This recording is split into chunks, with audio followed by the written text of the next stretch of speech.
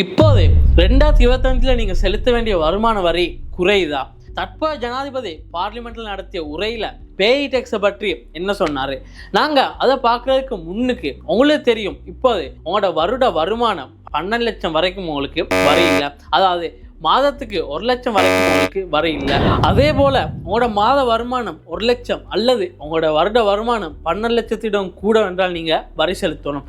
இப்போது இதுல என்ன மாற்றம் கொண்டு வர போறாங்க என்றால், இருக்கிற 1,50,000 வரைக்கும் அதிகரிக்க போறாங்க. அதாவது 1 லட்சம் வரைக்கும் வரி இல்லை. என்ன விடயம்டா, இவ்வளோ காலம் 1 லட்சம் எடுத்தவர் வரி செலுத்தினார். இப்போது அவருக்கு 1 லட்சம் வரைக்கும் வரி இல்லை. 2025 மாதம் 1,50,000 விட கூட எடுக்கிறவர் தான் இந்த வரியை செலுத்தணும். அதே போல வருட வருமானம் 18 லட்சத்தை விட கூட எடுக்கிறவர் தான் இந்த வரியை செலுத்தணும். இதுல முக்கியமான விடயம் ஒன்று, இது ஜனாதிபதியால பார்லிமெண்ட்ல பேசப்பட்ட மட்டும்தான். இன்னும் இது சட்டபூர்வமாகவோ அல்லது ஐயாடியால நோட்டீஸாகவோ வெளியிடப்படல.